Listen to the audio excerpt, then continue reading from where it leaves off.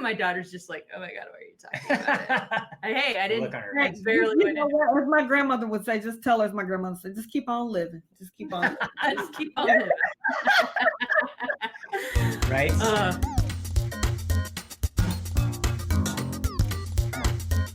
Welcome to Unpause It, new theme music, which is nice because we have a new way of watching movies and a new normal, and we even have a new guest on today, so it's all new. But we're happy to welcome you back to Unpause It for another reaction and review podcast. This time around, we are reviewing Mulan, the 2020 live-action version, which is subsequent to the 1998 animated version. So 22 years later, we're going to watch and see what we think of this latest version, which is only available on Disney Plus right now. So again, new normal, not in theaters. This is how we're doing this. Also, we did run into some internet issues with our guests, so if you are having any issues with the audio of that, that's why. We did our best. We humbly ask for your forgiveness. And, you know, maybe everyone was watching Mulan right that minute, and that's why it was all kind of choppy. But hopefully you'll get the gist, and we'd love to hear what you think of it. But here is the show. I am Rachel. I am the mom, IT department, PR department, podcast production department of this podcast and family. It's all the same. This is... I have no idea anymore. Oh. Try. Dig deep. Jeremiah here. Dad, construction, cook, historian, CFO. Yes. Pretty much it. You are the CFO. And then the sauce, do you want to say something? Who are you? Yeah. Okay, that's the sauce. He's 14. Surly. He's Surly 14. And Furious Jeb over here, whose name is not actually Jeb. Promote my channel. Wow. Also she's the assistant director of the PR department. But she has her YouTube channel is called Furious_Jeb. And we are joined today by a representative of the Doggett family. But yes. Would you please introduce yourself? Yes, so I am Vanita. I am the CFO. also the cook. Sometimes sous chef because nobody else does that. Dog whisperer, gardener, and mom extraordinaire. That's what I'm calling it. I as someone with a black thumb who doesn't cook, I'm impressed by all those things. Because I'm just like, yeah, you do it all though. I mean, So Dedrick has a draft going on right now. He's got fantasy football. I think that's legit. I mean, I kind of feel jealous because, well, our favorite sport's over because our team's done. We'll talk about that later. Yeah, so he has a draft, and then Taylor went to tumbling, which I completely forgot about. Oh, it's fine. For cheer. So she's doing that. And Naomi is somewhere I don't know where. So apparently it's just me. Girl, bring it. We're happy to have you on. We have a little my phone webcam up there, the s'mores cam, and so I've got them up there to see if they can an overhead gaming cam. Because you are the s'mores. You're the small s'mores. You're the s'mores. Whoa, wait, I'm a s'more. I can't wait. I'd like to point out something. I did not hear you say that previously. I just knew it to be true. Henceforth, I'm awesome. But You've heard it tall, previously. so you can't be a s'more. You guys, just before we get into the topic today, I know you guys have had some and obviously when you're stuck at home, what are you going to do? But home stuff, remodeling stuff, home care stuff, right? Gosh. Okay. So we've been in this house maybe 14 years and, it was new construction. And I was warned by a good friend of mine that around, year 10, 12, stuff starts breaking. So we got an extra couple of years in there. And so we got at the top of the pandemic, the garage door motor died. Then the garage door itself, the springs and pulleys and whatnot just went bad. So we were literally stuck in the house when we were trying to do a soft serve ice cream run. One of our we had all these plans to go support a local business, and we're like, all right, let's go. And then it's like we can't get out. So we figured out. Oh my gosh. Yeah. That'd be the worst thing, even just during a pandemic. You're like, we're gonna leave finally, and then you can't leave. You can't go. It's like we're stuck. So we're stuck in the house. So we've been doing that kind of thing. It's just It's going crazy. Oh, and the hot water heater died. I forgot about that. That was very fun. Yeah, those only last about 20 years at most anyway. Yeah. And ours is coming up on 20-ish or so years, but our house is 72 years old. Yeah. So it's not the same. So everything's settled in. Nothing is straight. Nothing is square. It's a little Tim Burton-y.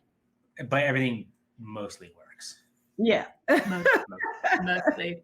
Yeah. And we've been working. We're doing this like at a pause moment between he's just tiled the bathroom downstairs and then we're going to go grout it after this. So fun. Yeah. So you can't stop grouting. You have to grout until it's done. So we're doing this now and we're going to grout. And it is actually a Star Trek themed bathroom tile.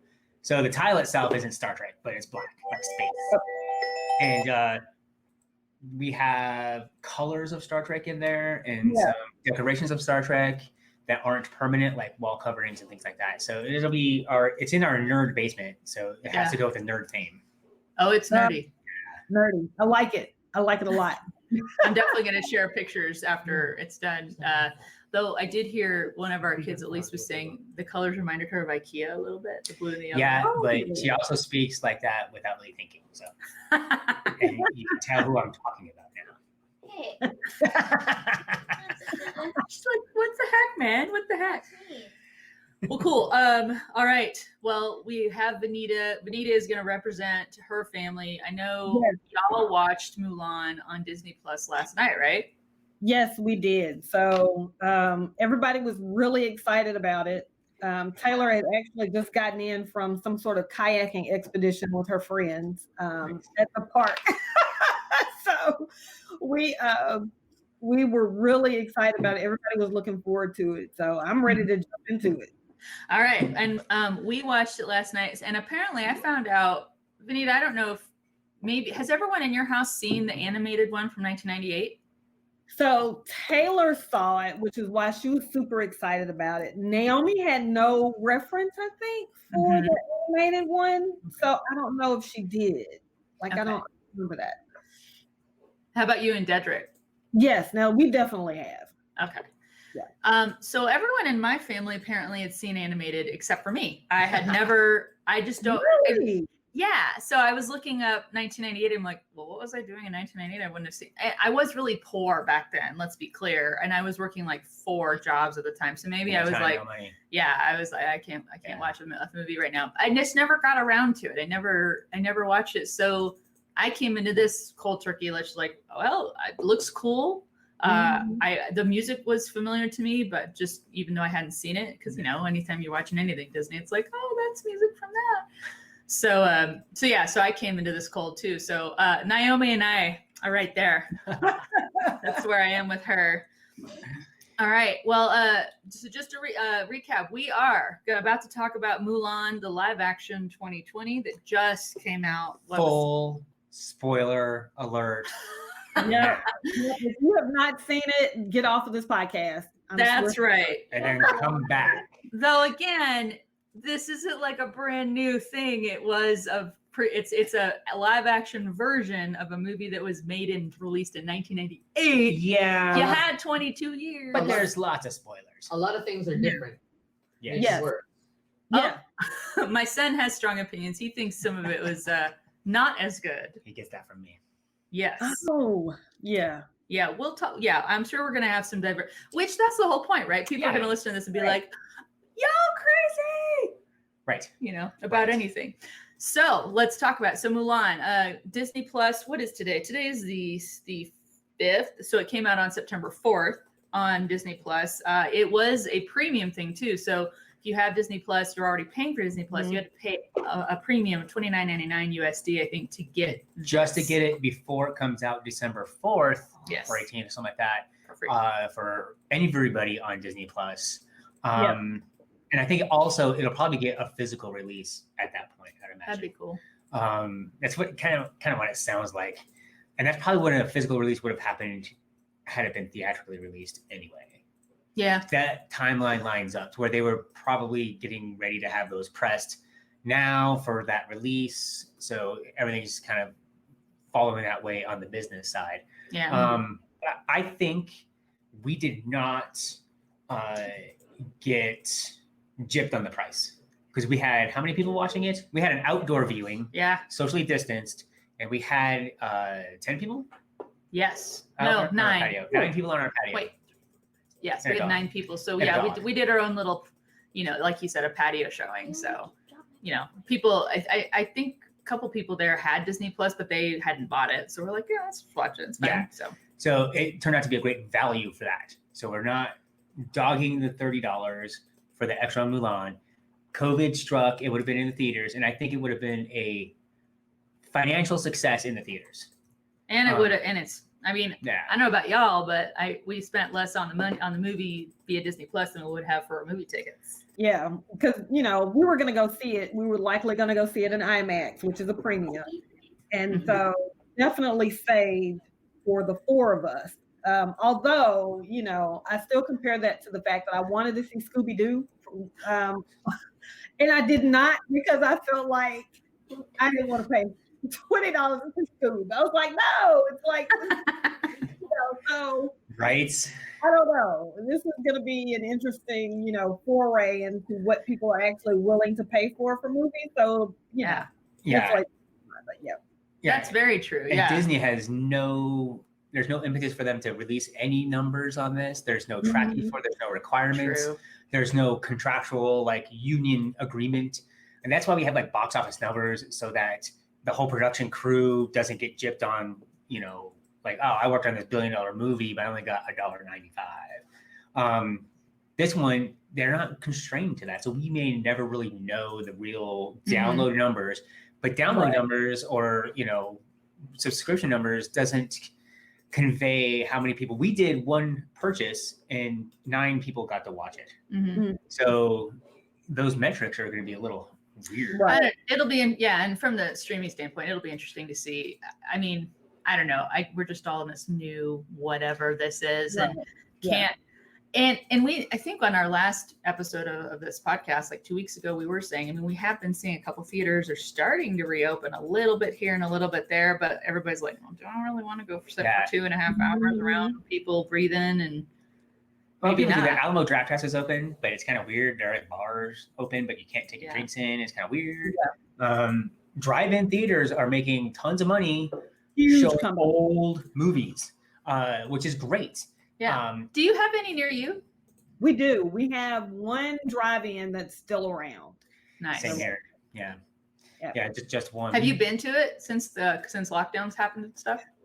I have not, because I think they were showing stuff I didn't really want to see because it was probably in the horror genre, and I don't do horror. So late night horror movies.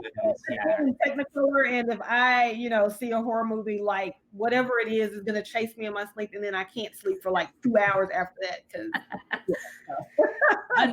I used to be into it, and I loved it. Stephen King was one of my favorite authors, and nowadays I'm just no, I don't need it. I'm too old. Right. Don't wanna. Yeah. So our little outdoor screen, I think is 70 inches. Which was plenty for where we were for our patio to keep everybody distant. How did you watch it? Did you watch it at home? Did you watch it on a computer? Do you have a big TV? How did this experience work with you? Yeah, so we watched it in Dedric's man cave. So he has the huge TV and the nice sound and all of that, and so we basically just piled up on the sofa and checked it out there. Nice. And visually speaking, was it splashy? How did you? Yeah, we'll get it. So this will kick us off. How is it visually for you? Live action, what we were expecting. What did you think? I thought the imagery was really pretty amazing. I loved the costume designer. I made sure to see who was the costume designer. I wonder if they'll get a nod for that. Everything else from the city, where I felt I don't even know if it's really a city. It was kind of weird because that was the first thing we noticed was the village that everyone lived in. It almost looked it was very interesting. I don't remember that from the first Mulan. No, not at all. It reminded me of Kung Fu Hustle a little bit. Yeah, I do believe that's an older style of fort village. So they're farming around it in a circle, and they can lock themselves in at night from invaders. Oh, okay. Wow. It's kind of what I got from that. But yeah, visually stunning. Would have been great to see at IMAX. Yes. Truth. Yeah. Right. Yeah. Yeah. And here's hoping maybe they'll do re-releases, like if people are like really want that theater experience to have that. I mean, there are just those movies where you're like, it's great. We have a really nice TV. It's great. But to see it in that big kind of where you just feel encompassed by it can make a big difference. Yeah, and sound makes a difference on that one too. Our sound outside is interrupted by crickets and cars and we'll have to rewind. Getting up to get a beer out of the cooler. But cooler light, that's on our list of things to get. Is a light for the cooler. That's right. We had it all dark out there, and we kept like people would go up and get another drink out of the cooler and they'll have to use a phone light. It's kind of like Alamo, where like they're running, and yeah, we're all everybody's hunched down and everything. But yeah, visually stunning. So what was and we've got notes too. We can just start going. So what was like the first thing you kind of were like, ooh, or you took note of as we started going through the movie? So again, like the costume, I was just really completely enthralled with the costume. Yeah. The other thing was just, the relationship between Mulan and her father, kind of watching that in the opening scenes and really how proud he was of her, but then he, constantly having to shrink back into this traditional role. That was one of the things that I really appreciated. And then Dedrick and I had some comments on some of the later scenes where, it was like, well, this is obviously some martial arts, and Dedrick took Kung Fu. So, he attention to this. And so we're looking at it, and I'm like, I don't know if like some of this CGI was completely necessary for like when she was on top of the roof in that first kind of scene opening up. I was just like, I don't think I like this, because it's like I could obviously see the CGI effects there. Sure.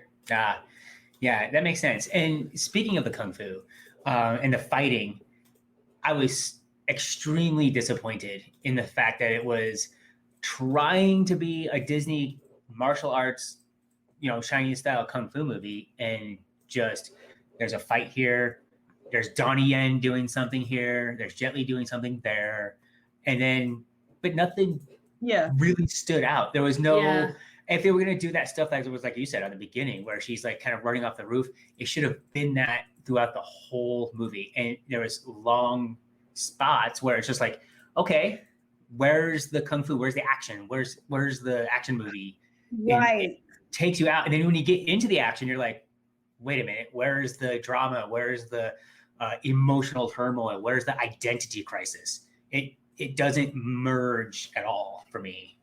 So I felt like, and just kind of seeing, and then later they talk about chi, and I feel like that translated into what we've seen in a lot of these Kung Fu movies about Crouching Tiger, Hidden Dragon, or House of Flying Daggers, where there is that, it's almost like they're flying, as they utilize their skills. There's more artistry in it, and I feel like that was what was lacking. So like that, one of the real things I picked up, because I love Crouching Tiger, Hidden Dragon. I mean, it's like, and I was just like, they could have done more. And so Dedrick's comment was like, he was like, they lost the ability to actually really capitalize on the fight scene itself. You didn't need to have CGI inserted in some of these things. The fight itself is beautiful. Yes. But there are the other pieces that I think that were actually still kind of true to how you utilize the culture, and that he went in to talk to the general, he himself, he was in the middle, I don't know if anyone paid attention to it, he was doing calligraphy. He was writing. Yes. There's that, but Dedrick talks about that all the time, where he's like, you're supposed to be well-rounded. There is not just this one thing where you're only a warrior. They recognize that you still had to actually be fully immersed in everything else. There's some softness in that. And so watching that piece too, if you knew that, you'd be like, oh, that's nice. I'm glad they incorporated it, because I appreciated that. Yeah. Did anyone else in the room think of the Avatar: The Last Airbender episode where Sokka goes and learns sword fighting, and he has to do the calligraphy. That was my first when Donnie was fighting. Naomi and Dedrick didn't even talk about that because they typically watch Airbender. Yeah. I thought of that because that was part of his training, which I totally went there. I'm like, so I knew it was Donnie Yen. I'm like, okay, he's gonna be awesome anyway. But and you'd seen that already scene where he was just being Donnie Yen and being amazing. But I really did appreciate that too, where as you can see, there is more to him than just being a fighter, which did kind of lay the groundwork saying and again, this is someone who hadn't seen original Mulan. He's going to be someone who's going to maybe understand, which later as we lead into it, I was like, oh my God, really? You're not going to understand? What the heck? I thought you were like, dude. So, yeah. But no, you're right. The costumes were phenomenal. I agree. I think that's going to be, it was just beautiful. And again, something where animated series can do certain things. We've seen ones, I think we love Hayao Miyazaki. I loved Beauty and the Beast when it came out, because I felt like that was one where they really started bringing the animation out to stand out. But there's just something about when you see it on live action and it just is so vibrant. And I thought, and I loved how they showed her being prepared for the matchmaker and just having to put all of that pomp, on poor thing. And they're just like, oh my God. And I have to yank her hair. I felt that. I was like, oh my God. But that was really, it was good. I'm trying to think, was anything else? Like, I know we had some notes starting. I don't think our notes really start, at least my notes didn't really start until like later, but.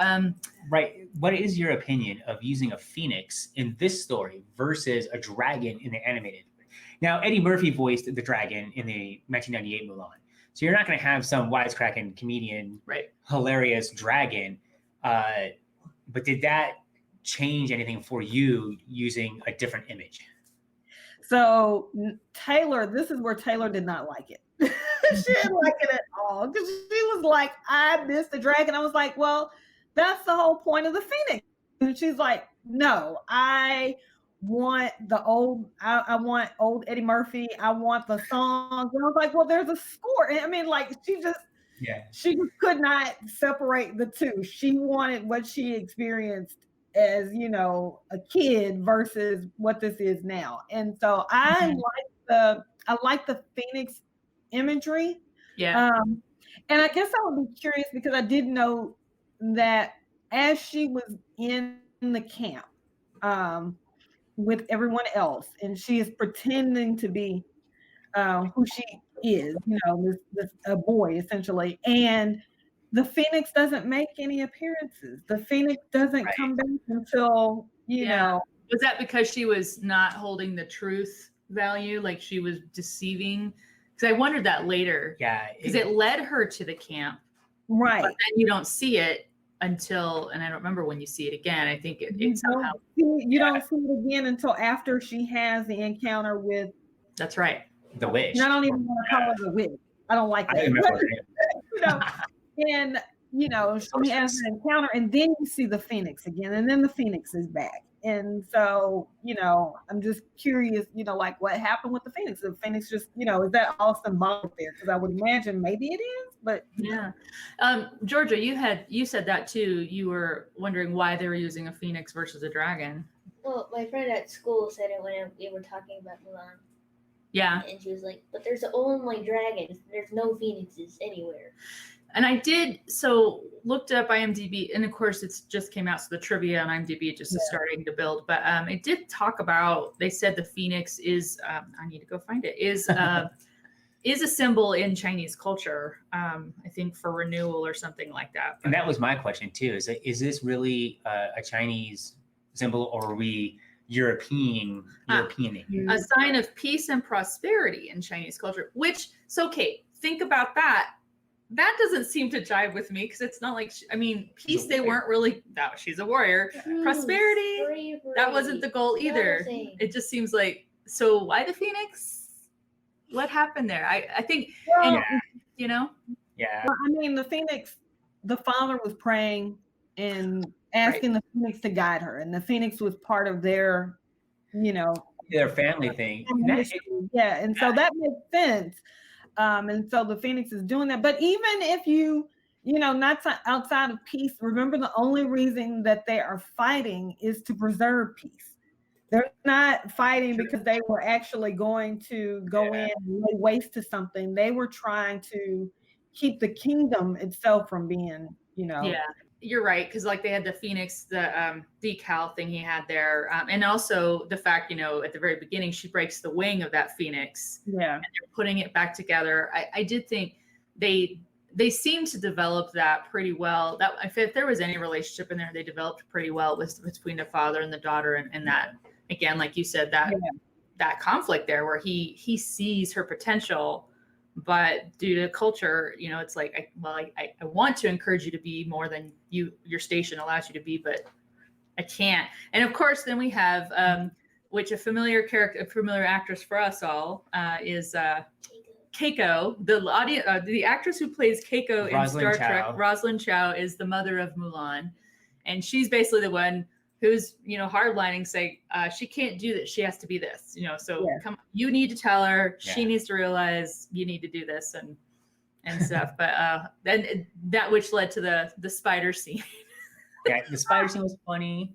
That was funny. And then was there any other real humor besides the sleeping thing where she would have to block the rolling over dude when they're on their cots? Yeah, I don't know. There was a couple of funny scenes thrown in. It was pretty serious. But it was fell out of place a little bit. The spider thing, the matchmaker was scared of the spider too. Oh yeah, everyone got freaked out. Why would she say that Mulan's not a fit person? Because she didn't see the spider. I thought she saw the spider. The spider kind of jumped at her. She screamed at something. Well, after she moved it, the spider jumped at her. Yeah. And then you're had Mulan's hair not fallen on her face. I mean, she had it under control. She caught everything. Yeah. Was that woman still going to be like, "You're terrible, but you broke my crockery, so now you're not good," or? Yeah, it's crazy. But kind of going on that, there was a couple of funny scenes, but it wasn't a comedy. No. But the funny scenes kind of didn't really hit with me. They felt out of place. They were very sporadic, for sure. Now going kind of around and around again, back to some of those fights that we're talking about. Was there any fight that really stood out as, oh, that was amazing? For me, not really. As far as the fights go, there were some very amazing individual acrobatic skill demonstrations.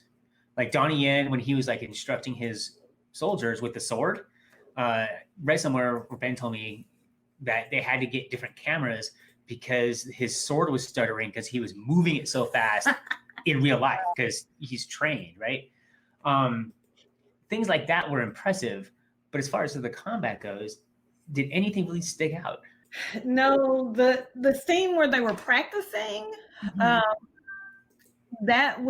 I thought that was really good, and that's where I think the potential was lost. To really see her chi in all of its full glory and display, and then she immediately realizes that she has to pull it back because she doesn't want anyone to know, or it would out her. So now she's like, it is literally going to out me. Why would you do that in her own battle with it? The Emperor's scene when he comes in for Boracon, sleeves, and right? he's like, that's what I was great. kind of looking for. That's what stood out for me as well. Yeah. I didn't want to plant any seeds on that one. I wanted to see if that actually stood out. Because they did.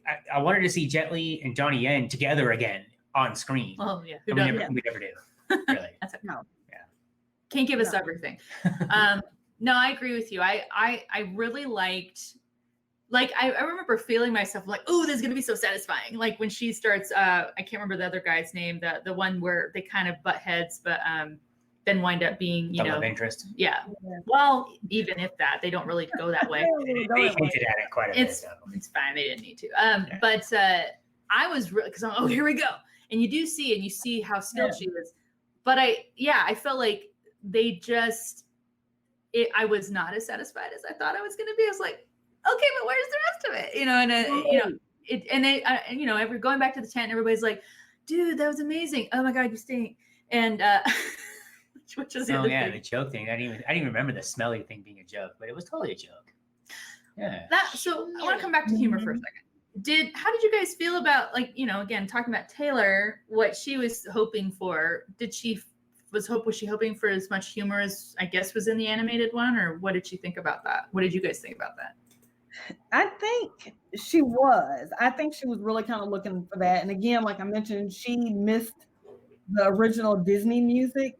Those songs were missing for her. Yeah. But for me, I don't know that I was really looking for the songs. I was looking for, the score itself. And I kept telling her that. I was like, no, but it's got a score. Like, it has beautiful music accompanying it in places, but she missed it. Not so much the humor. I think, you know what? And now I can get why Jeremiah's like, it falls kind of flat, because I think I was more so looking for the fight scene. I was looking for more of that, and I just didn't. Yeah, you don't get enough. Yeah. Well, yeah. And again, I hadn't seen the animated, but I knew who was in it. I'm like, why would you put Jet Li and Donnie Yen? And, again, this new star, which I'm like, who doesn't want to see? I mean, God, Kill Bill is still one of my favorite movies ever, because you see a woman just throwing down because she's awesome. And so I was waiting for that. And I do feel like they just did not serve us all that. There was, story, and they were trying to evolve that and her struggle, and that's great.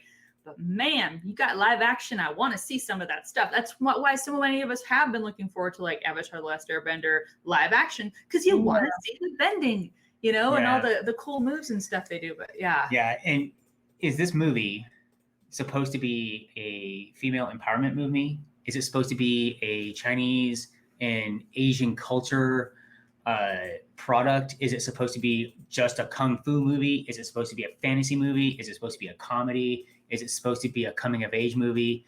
It tried to do all of that, and none of it hit, like, real hard.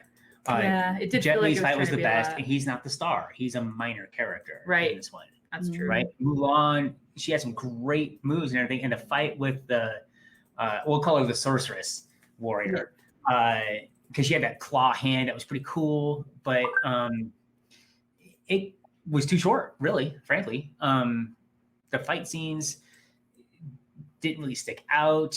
There was the corridor fight scene where her squad was like she like bolted them in, whatever, and they all survived. It was like, I did feel like, I mean, I wrote down some notes too. I think if it had to land on any kind of movie that it was a female empowerment. It was like a fight the patriarchy, fight the misogyny, I mean, just even where the sorceress, and they insist on calling her a witch. And I think she makes a statement saying, you're calling me a witch, I'm not a warrior. She obviously is, she's a warrior. And you couldn't even be what you are without her. I was so mad about that. Like, I was like, you call her a dog? Oh, yes. I would kill him.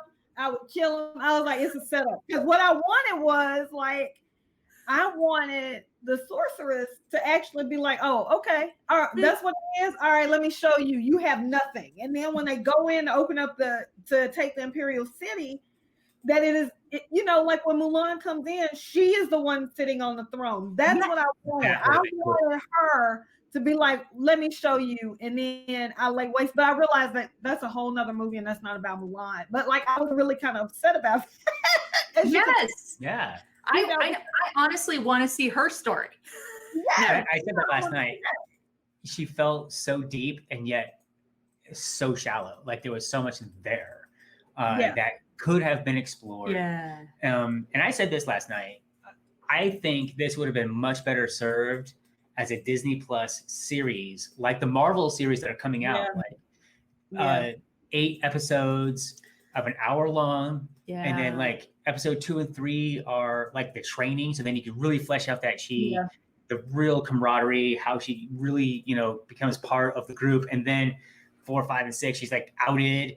And then 7 and 8 is just battles. And time for all the fighting, but yeah. And you can go into the backstory of the sorceress. I didn't even say her name. Xi Yang, I think. I'm sorry, I'm probably saying that wrong. I can't because I think it's in IMDb. But yes, I don't want to even try on that one, but could have fleshed that out, and I would have agreed with you that having her the real enemy, the real villain, the real just obstacle to the whole Mulan story would have been great, but it ended up being misogyny, and the system of Chinese tradition was the enemy, and I felt kind of insulting. Well, and Willis made a statement where he's sitting next to me, and he's like I think it was the point where, saying, no, you cannot take my place. Know your place. You're going to be here and you need to marry. And that's how you bring honor. And Willis says, that's a bit of a dumb system. It's like, yeah, well, it is. It sucked for, women, especially if they were like, that's not where I want to be. But yeah, so it felt just a little bit all over the place. Yeah. So would you agree mostly it was about women empowerment, mixed it, and the fact that it was in the Chinese culture? And definitely. I definitely would. I mean, I think that that's what they wanted to do, because you think about it, Disney has gotten slammed for continuing to do these whole, the guy is going to save me kind of movies, and not do that. And so over the years, they tried to do that. I mean, they tried to do that with Frozen. They did that with The Princess and the Frog, so like they know. And so they've got to get out of that whole genre, I think. Well, it was nice too. I mean, again, our friends were over, and Jamie is one of my friends, and she's Asian, and I know she really appreciates seeing a movie where all the actors, it's not Americanized, it's actual actors who are from, that are Asian actors, and that they are her, they reflect her, and so it's not like you had Americans being, Chinese people and stuff like that. You don't have David Carradine playing a Chinese man in Kung Fu. Yeah. Yes. So that is like the first thing I asked when the movie started. I asked Dedrick, I was like, hey, do you know the cast? How many people are actually Chinese? Because I want to make sure that we're not, taking some American actor and throwing them in there, and, A lot of these actors are American, but Chinese. Asian descent. Yeah. Donnie Yen speaks perfect English because I think he was born in Hong Kong and came to America when he was like 3. Things like that. So what you were saying, it definitely had the right profile of cast, but I said this last night as well. It was totally Americanized.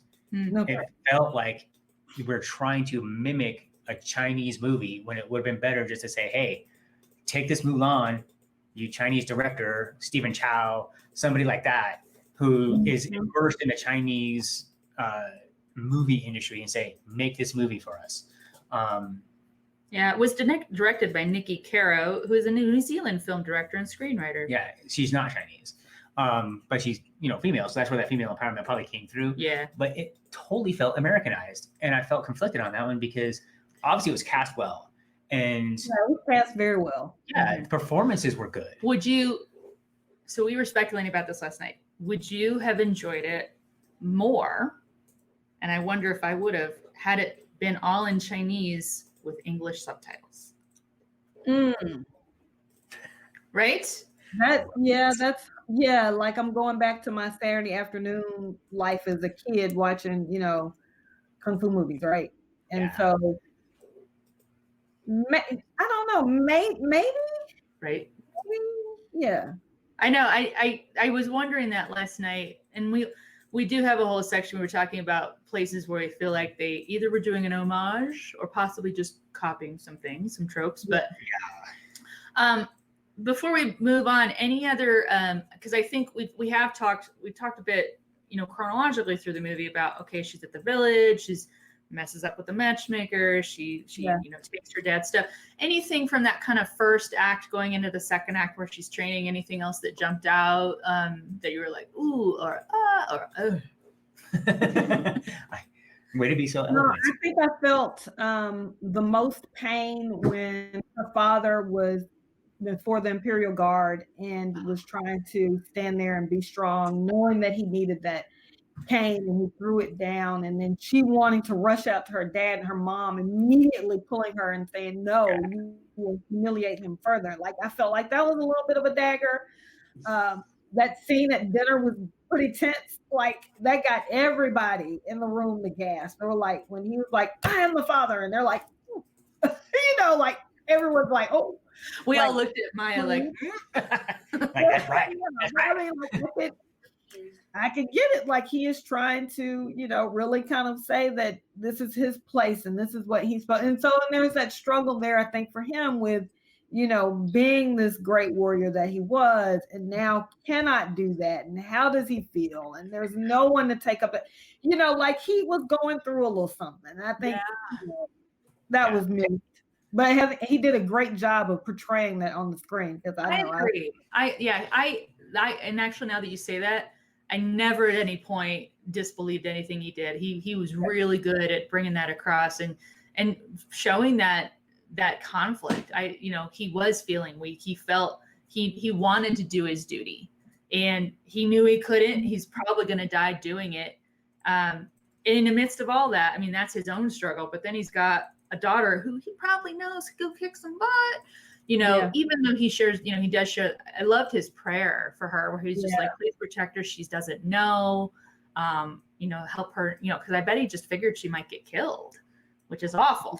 Or other things that, we don't want to talk about. But I mean, kind of, it was hinted at, and then it got super lighthearted. I'm like, I did think, all right, so if you get into the whole, a woman trying to hide herself amidst men, they showed some of that. I last night I kept thinking of other aspects of being a girl, and I was like, I don't know really how you were hiding all that.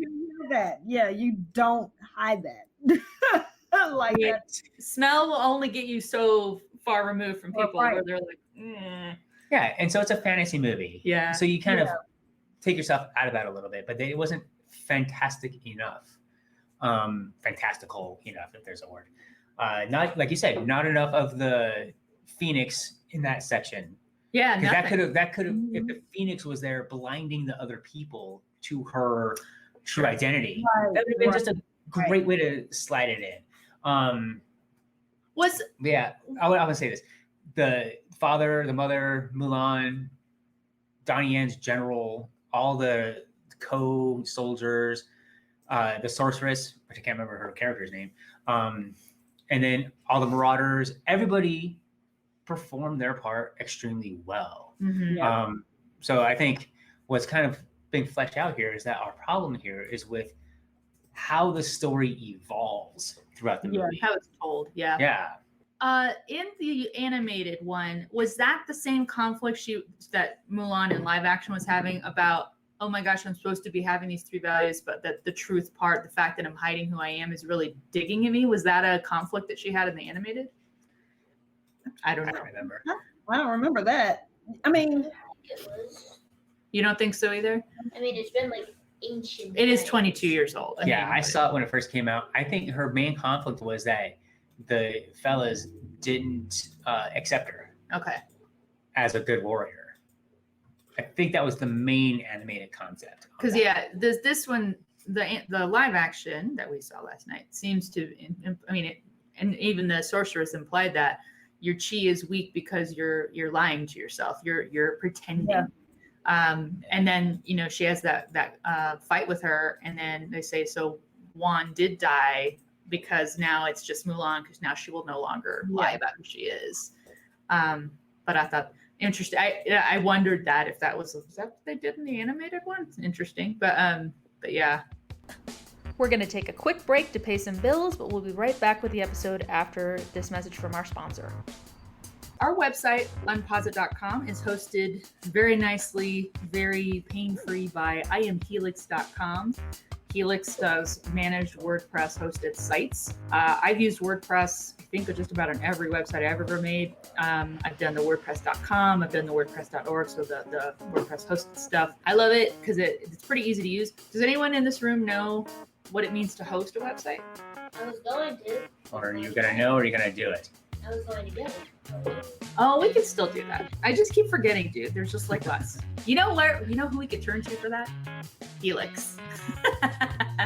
So Helix manages our website. Basically, that just means I don't worry about it. We put stuff on it, we publish it, and that's all we care about. And they care about the rest. So if you guys need a website hosting service, someone who's going to take all of that pain out of the process, iamhelix.com/unposit, all one word, and go visit them and get your website going. They also help people get podcasts off the ground, which is pretty cool. And now back to the show. Can we just talk about her hair for a second? Because her hair was like perfect throughout, like this all this fighting. I'm like, all right, Hollywood. There you go. Yeah, it was. Yeah, so they were hiding her as a woman, going full circle again back to the costumes, right? She looked, masculine in the armor, right? So that was really well done. All the costumes, like I said, were well done. And then the makeup for that, like her face was blanched, right? And then all of a sudden she pulls her hair down and has lipstick on. That was I'm pretty like, really? Yeah. It was the Phoenix They're a little lipstick. glossy. Yeah, that was a little glossy. You're right on that. I mean, I just thought like when she had the fight with the sorceress, and I just remember watching her, basically band herself, because that's a thing that you would have to do, as a woman to make sure that you're not being found out, is that you've got to push them down, right? And so she did that. So when she had that fight, immediately I kind of realized, I was like, she's banded there. And so that has kind of saved her. That saved her life. And then you got the Phoenix, and she's like realizing that too, had it not been for this, she would have died, That's right. She would have been killed.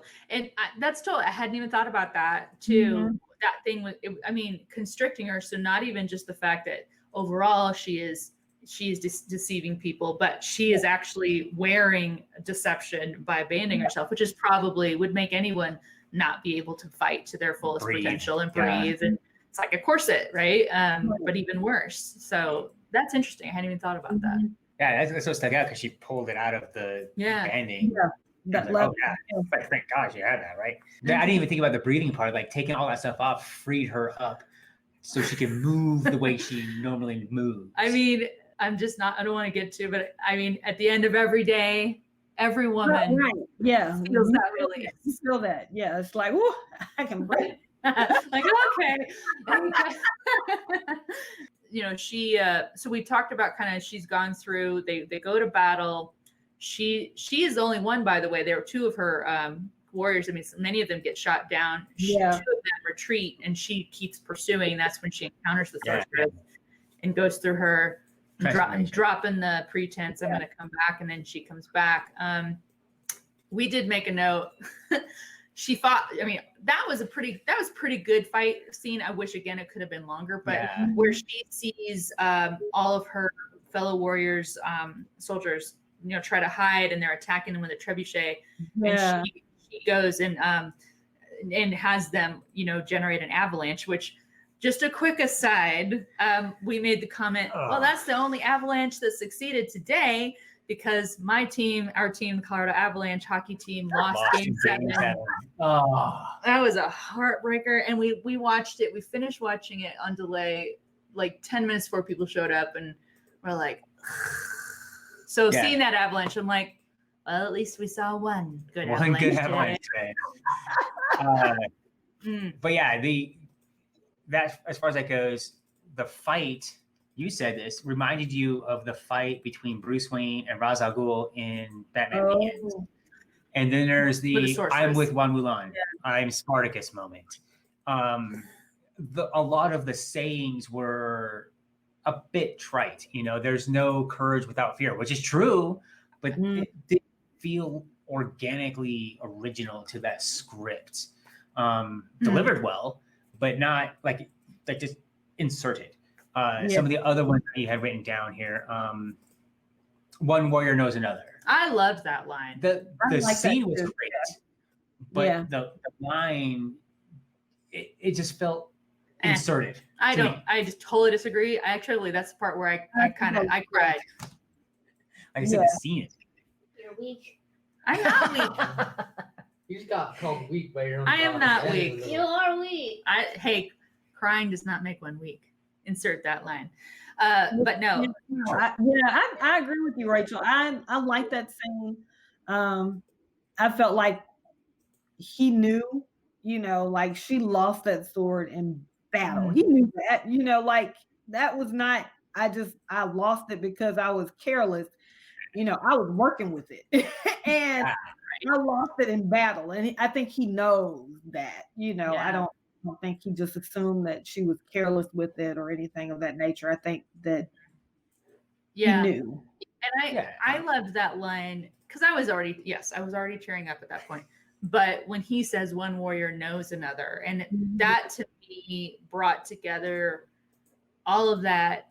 I can't acknowledge you as a warrior because you're a woman, and even though you're my daughter, I know it. That brought that to a resolution. It's like, you are a warrior, and now I can finally say that, and I can finally acknowledge that to you.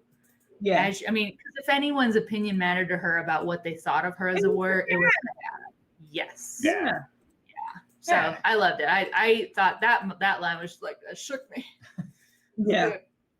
But all of the lines shook me. I want to backtrack because again, we're kind of talking through the acts and stuff. So end of second act, getting into the third act, where now she knows she knows the plan. She dares, she risks her life to go back to her the garrison. She goes back to her garrison and is like, please, you can kill me out, but hear me out first. This is the plan. And so, and we have the quote unquote, I am Spartacus throwback where it's like, I believe her. We're like, I did think one thing, and again, this kind of comes up to why I do think it's a woman empowerment movie.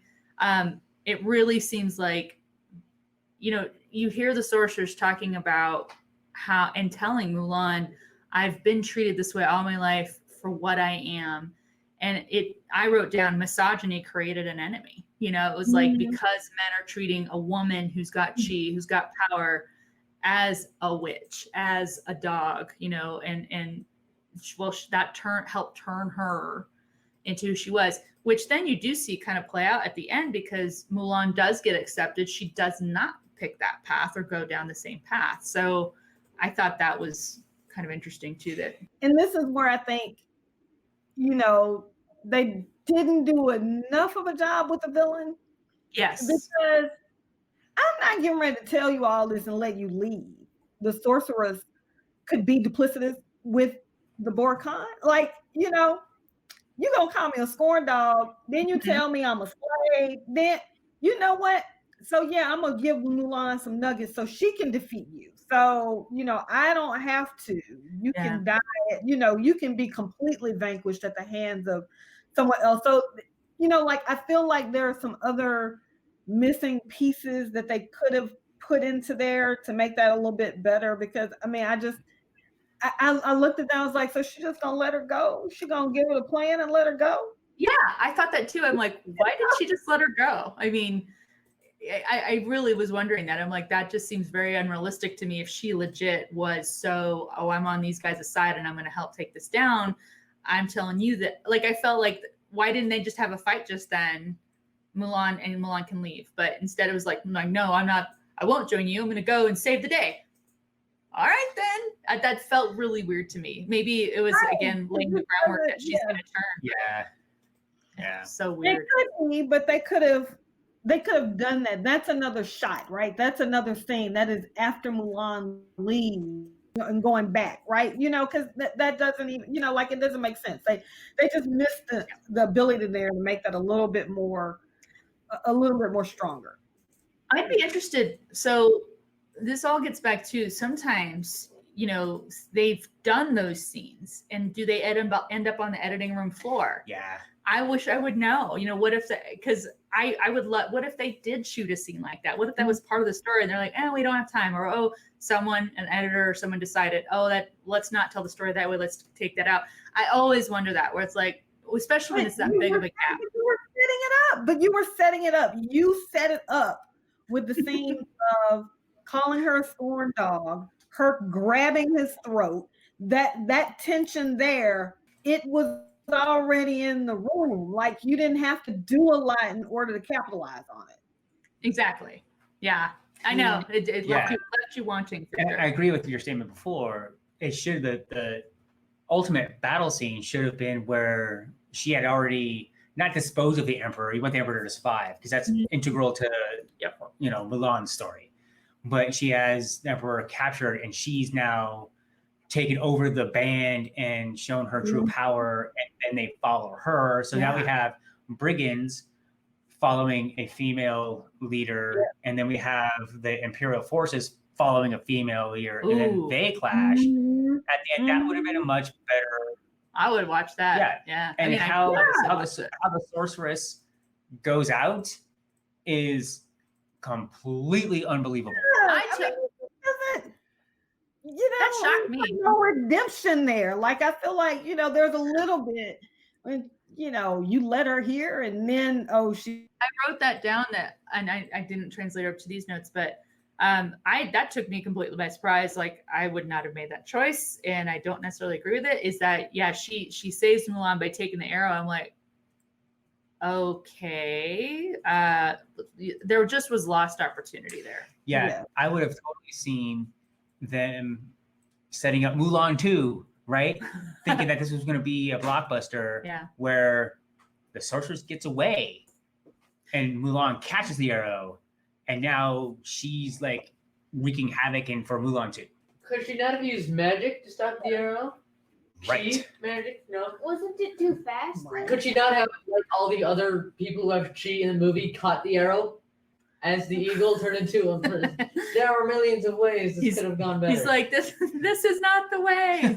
This is not the way. This is this is not the way. Yeah. Yeah. That's what I was expecting. I was expecting more kung fu, kind of way less story actually. But more action, like tell the story through the fighting, tell the bonding through kung fu scenes, and then like an old style, not old style, but like like Drunken Master and Fist of Fury. They told the story through the fights. I was kind of expecting more of that in there, and then I really was expecting her, the sorceress, to be the main villain.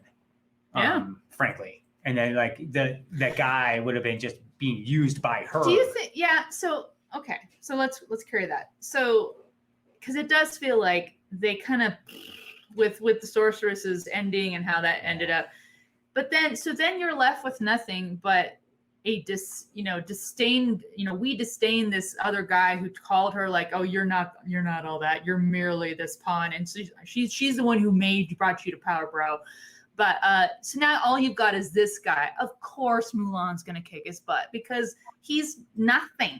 There's just not much substance there. He ran. He let the other warriors take all these arrows so he could go do this, whatever. You just are left thinking, how dangerous are you really? And it's a weak enemy at that point. So now that the sorceress is gone, I'm like, so that's the only enemy we have. Big deal, and so it was less satisfying to see Mulan fight him, even with the emperor cheering her on, which is great. But and again, yes, then we get to the balance beam where I made the statement. I'm like, she must have had some really heavy meals at the garrison to be on the equal balance beam with this dude. Maybe her armor's really heavy. And my belief got unsuspended or unsuspended. It ruined the ending for me, frankly. The balance beam? Yeah. It literally made me want to turn it off. You didn't equate that back to what they had to do with carrying those buckets up the hill, and how that she was not the person sloshing them around in order to have that equal weight. Oh yeah, she's strong, she's equal. I get that part of it, but if you were to shift your weight slightly on a piece of material suspended the way that was suspended, if a bird landed on it, it would have tilted. I mean, it just the sheer physics of it, even though they're jumping around and catching arrows, but that brought me out of it. And it was like, because I've worked with construction, I work with people in construction, and it's just like, that just was not believable for you. Yeah, you got to have it in a triangle. It's just because it won't work. They would have to be the exact same weight, and if you shifted your weight, it would move. Yeah, I did find it more believable when she's leaping on and standing on the top of the, because we've seen that before, and it's great because it is about the chi and that stuff. And so I believed that, and then the beam, I was like, Yeah. It was an eye roller. It's whatever it is, yeah. But it's fine. I mean, that's it. It's fine. It wasn't just like, whoa. It's for me anyway. How do you guys feel? How do you guys feel as a family about that fight, like that last fight sequence, and any of the other the palace fight sequences? No, I think that we were fine about the balance beam and whatnot. It was just the arrow at the end got like the hilarious. So when the emperor catches the arrow and then flicks it back out, and Mulan throws it down, and he didn't catch it. So Taylor is at the end. She's like, "Oh, he missed. He didn't catch it." It was just, oh, that's tough. It was like, really? Well, his reflexes were weakened at that point. He only fell like 8 stories. I mean, that's gonna slow down anybody. Coming to the end over here, and the ending, like you said, that scene was really good. After this, and she goes home. I have to go home, family first, and then they add that to the sword, which is really cool. But wait, we need to mention there was a cameo right there. Did you catch it? Did you catch Ming-Na Wen, who was the original voice of Mulan in the animated, is the woman that leads her down toward the emperor and introduces her. Yeah. Oh, I didn't realize that. No. She's not in the credits. I love her. Dude, Agent May. Oh, that's what it was. George is like, what? That's Agent May? That was Agent No, I was May. like, no, You I lied. didn't know who that was. I did not lie. So they had a throwback to the original voice of Mulan when she was very young. Or much younger, I should say. But Nice. when it was over and we're all kind of just like cleaning up and getting ready to split for the evening, kind of went through some of our notes and things like that, and I was disappointed, and I had a good time watching the movie. Does that make sense? Yeah. So it was definitely worth watching. Yeah, but I wanted more kung fu. No, I agree. So I think that the movie was great. I enjoyed it. I liked it. I liked the story. I feel like it just felt a little bit more personal this time than maybe the animated one. But I don't think I went into this expecting all of what the animated version was. So I did like it, but you're right. I mean, like it was a fight scene. That's what I was hoping for, and I didn't get near enough kung fu. It's like it wasn't enough. That's the whole thing. Like, I think that when we saw the trailer initially, like, had to have been when we went to see In Game or something. I don't even remember. I don't know. Yeah. Yeah.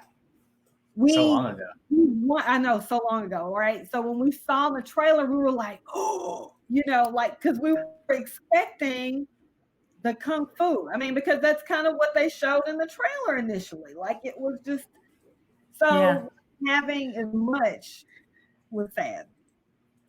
Yeah, I agree. I mean, I think even we've been talking about Kill Bill, and last night after the movie's over, I'm like, now I want to watch Kill Bill because I want more kung fu. I want to see a woman kick some butt over and over and over and over and over again and live through it all. And men are just like, well, I can't hold a candle to that because it makes a lot of sense because we felt watched the same. Clash of the Titans after.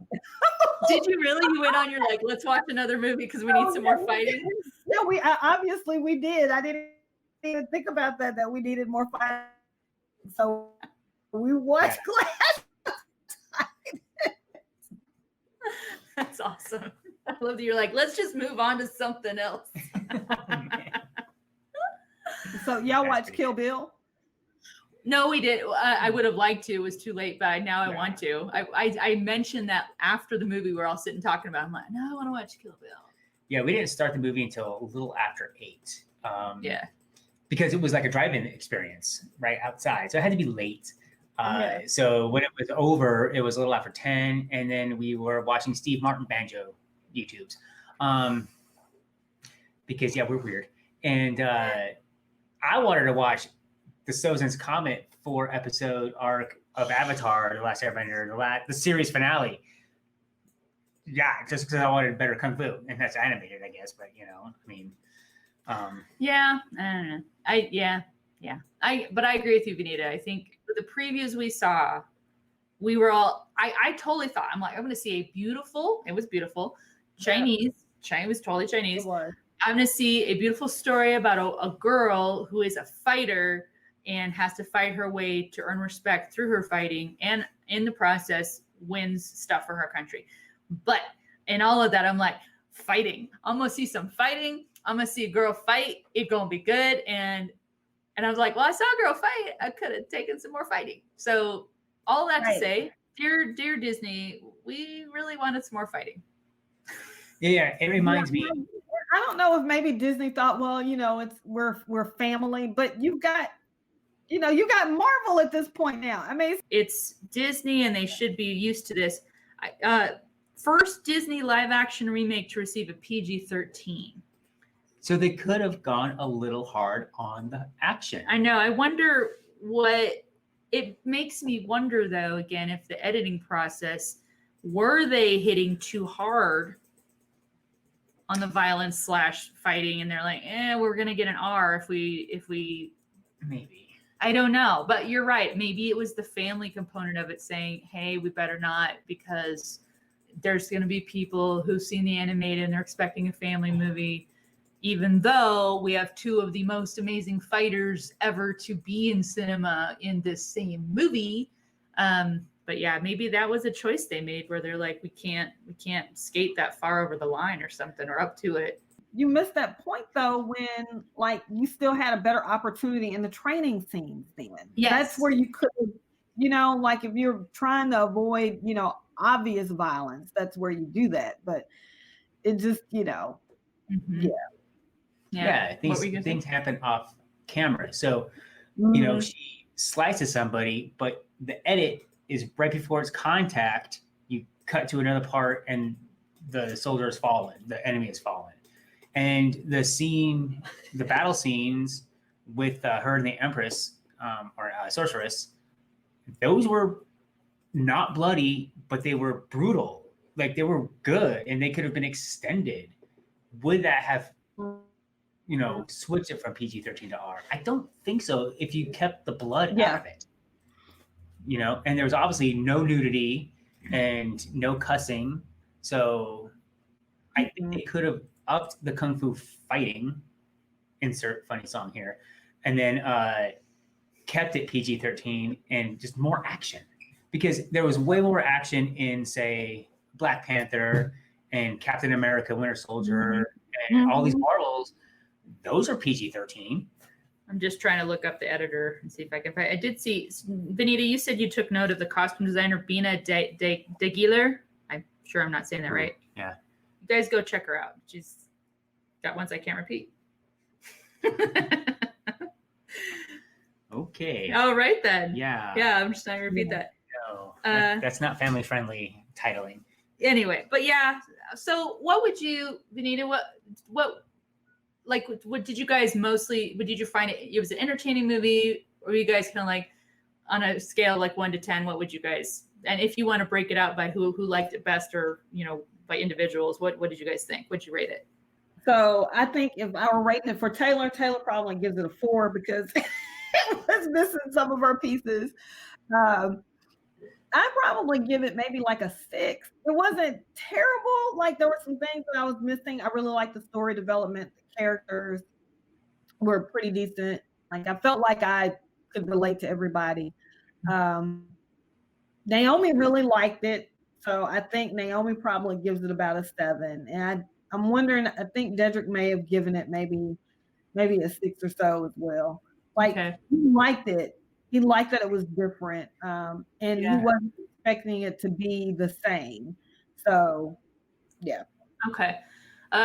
So Willis, what did you rate it? 5 out of 10 max. Okay. Failing grade. Failing grade. Failing grade, like a 50%. We're talking not just mediocre. Because some people will say 5 out of 10 would be a C grade if you're doing out letters. but It's like you can't even get extra credit. yeah, Like, he's giving this an F Yeah. straight out. Fail. Georgia, how about you? 8 or 9 because I think it was just a good movie. I couldn't care less about like the realisticness or any like of that. I just think it was generally just a good movie. That Okay. could have been their target audience demographic as well. That's true. Yeah, I would see that. Yeah. What about you? 6 or less. But yeah, more fighting. But the cinematography was great. The costumes were great. It was visually pleasing from start to finish. Yeah. The CGI Yes, it was. stuff, the fights, like I said, you could tell it was there, but it didn't ruin it. When she transformed into the bats and the bird and everything like that and still had the claw hand and everything, that was really good makeup and special effects there. I felt like I was in old ancient China somewhere. I felt transported to a new world, a new era. So that was good. But then everything else just kind of was like super subpar. So the visual experience of it and the amount of Chinese food that we had during because we were eating dumplings and fried rice and like Nice.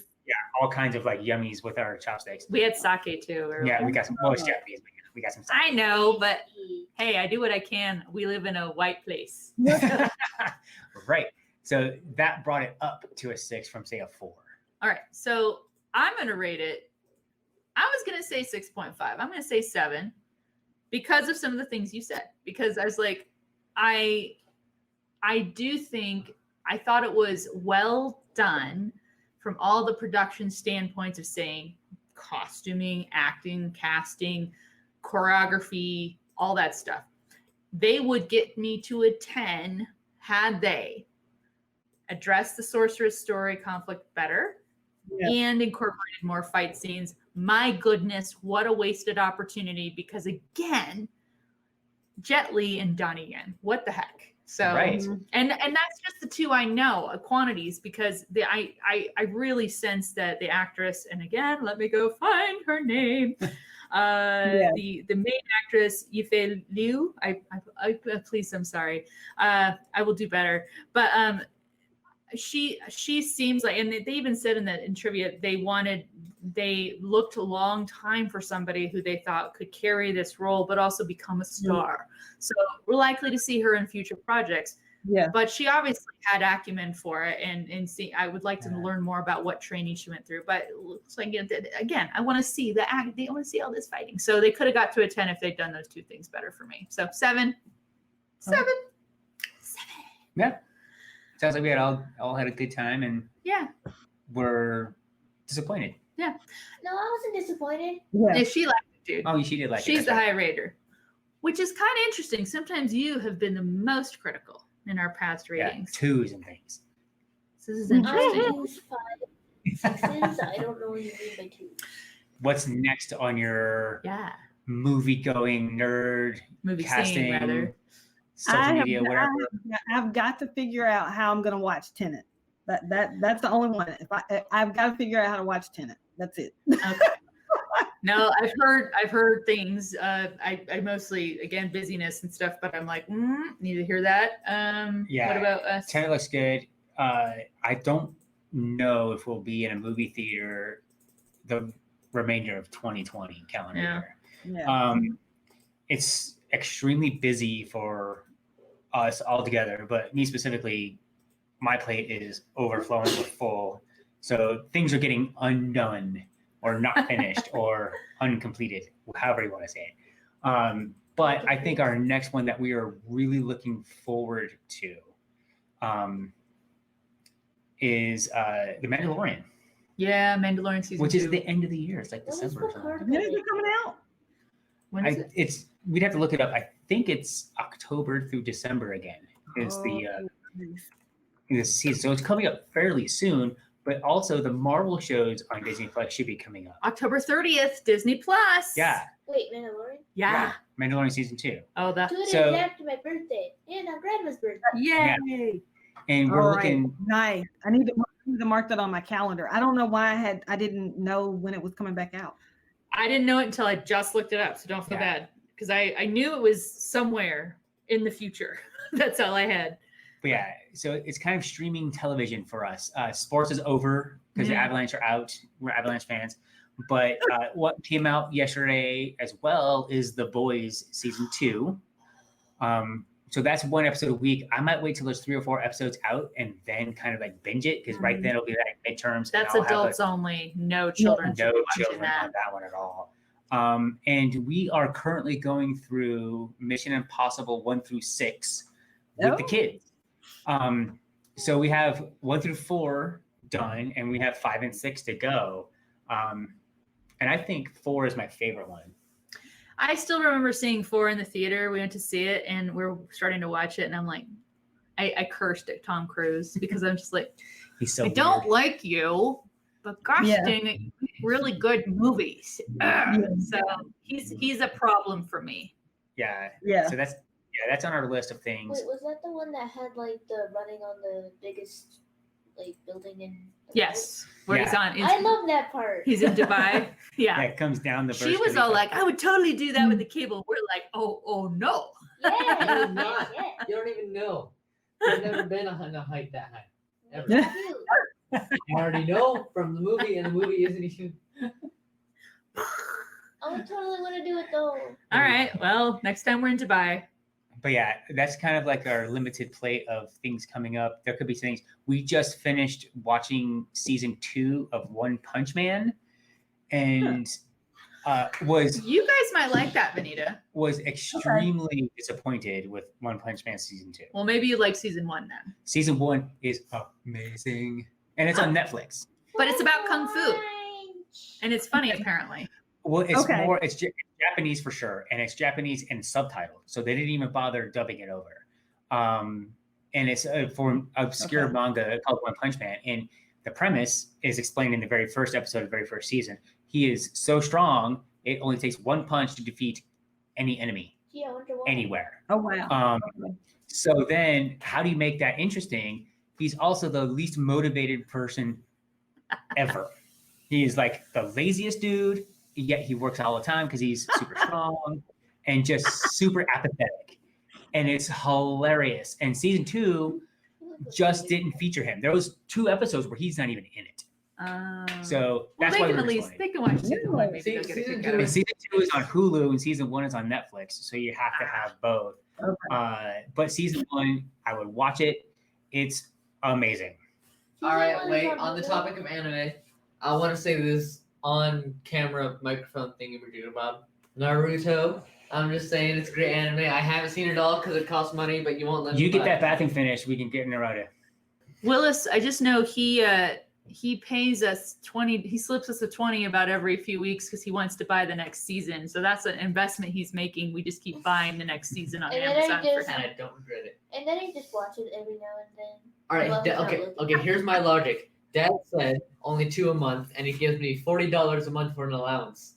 Henceforth, each season of Naruto is $20. Henceforth, only 2 seasons a month will pay $40. I don't know how he gets bad grades in math. I don't know how he has any money. Henceforth, it is.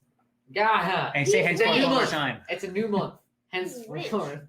Like he doesn't buy anything. I know he's a hoarder, which is fine. Anyway, no, I'm the hoarder. Sounds like we've got some good stuff coming up this fall. Tenet does look so good, but and we froze again. You still there? Oh, maybe everyone's watching Mulan. Thanks again for watching our review and reaction to Mulan, the 2020 live-action version, available on Disney+. We hope you enjoyed it. Please let us know if you agree, disagree, what have you. This is available on unpause.com, which is our website, so you can go leave us your comments there. We're also on Facebook and Instagram and Twitter. So on Facebook and Twitter, we're at Unpause, and on Twitter, we're Unpause Podcast. But do leave us some reviews, leave us your comments, and please, wherever you are listening to this podcast, leave us a review there. That really gives us some good ideas as to, this is worth it, or good, or not, or whatever. You can review us just like we review the projects we review. So it's kind of like an endless circle. So be part of the circle. Thanks for listening, and we will see you next time on Unpause It.